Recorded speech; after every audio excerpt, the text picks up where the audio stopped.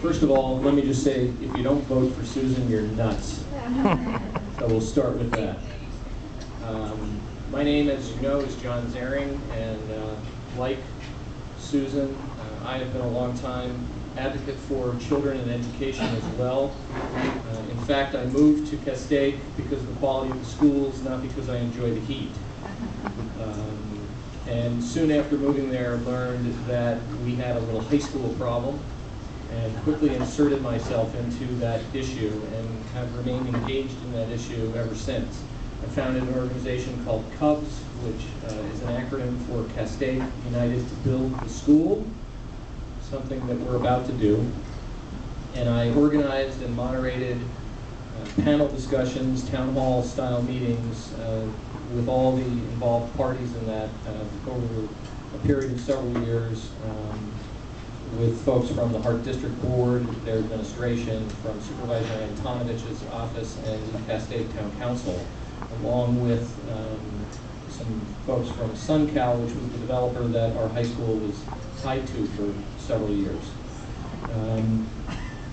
I also am active in the PTA, and my wife and I just hosted the back-to-school lunch for the teachers a few weeks ago. And I should point out that today Susan received the endorsement of the Teachers Association from Castaic. Congratulations. And in addition to working with the PTA, I'm an active parent when it comes to my kids' education. I'm fortunate. I grew up in a middle-class family in Pennsylvania. My father went to college on the GI Bill after fighting in World War II. My mother became a school teacher in 1951. Back then, being a teacher was something women did until they got pregnant, and then they moved on. My mother didn't move on. She became a principal and then an administrator, and she fought for the formation of the union in her district. And I've heard a lot of stories over the years about what it takes to run a school, and I've gotten some great advice from her. She's a feisty 80-year-old right now.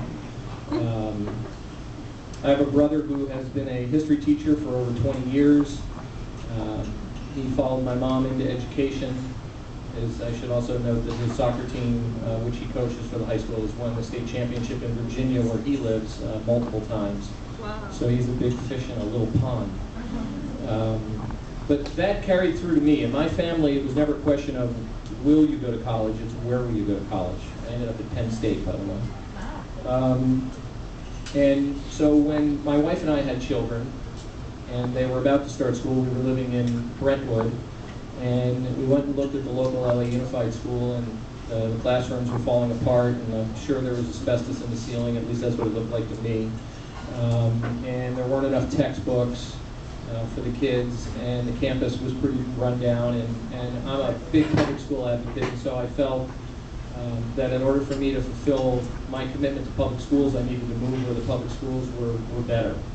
And so we moved here to Castaic, and we chose Castaic because, we're not here, I know I'm not in Castaic, but we chose Castaic because of the quality of the schools. And as Susan said, the schools are good, and the parents are involved.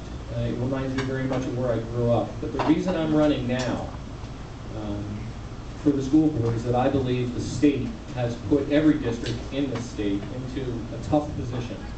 And there are going to be very difficult choices ahead of us. And I think the choices will range from bad to awful. And I went to a bunch of barbecues on Monday, and all my friends were saying, "You're nuts.